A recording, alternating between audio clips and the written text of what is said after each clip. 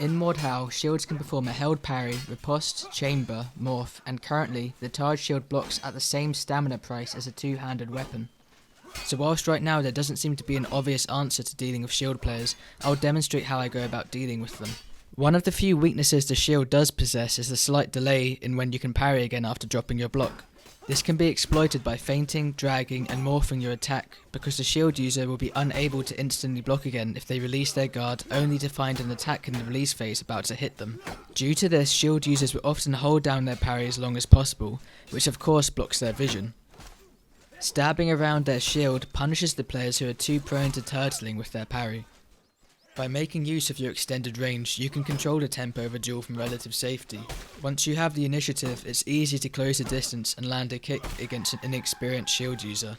Make sure you input your attack immediately after kicking because the stun duration is unforgiving. An experienced shield user will be aware that they are vulnerable to getting kicked whilst holding their block, and they will continually backpedal. If you herd them in the right direction whilst threatening to attack, you can cause them to hit an obstruction and land your kick without fear of missing. Even though shield users are restricted to one-handed weaponry, they're able to achieve a deceptively long-range attack through morphing at no stamina cost. If you see your shield-wielding opponent wind up outside the range of a normal attack, make sure to run backwards, forcing them to either feint or miss their morphed attack if they choose to continue. Once you have the stamina advantage, you can pressure them with a hard-hitting weapon. One-handed weapons don't have much maneuverability, so you only need to worry about feints and morphs. They deal very little damage and you can afford to make several mistakes in a single duel.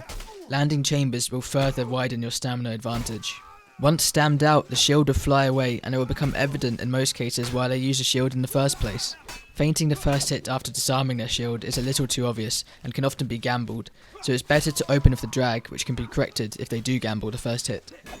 Even competent two-hand players will find it tricky switching playstyles mid-fight, and if you reach this far you'll usually win the duel. A low-stam shield user will play increasingly erratically, and they'll often take free hits by trying to dodge your blows instead of parrying them. They may also double down on feinting and face-hugging, and if they get too close, kick them for a free hit.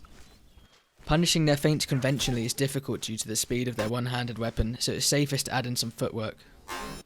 In 1vx, it's best to ignore the shield user as much as possible, whilst also threatening them.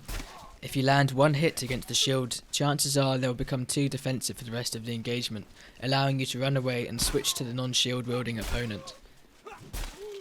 Hopefully, in the coming updates, we will see a proper stamina drain system implemented and shields will become less oppressive.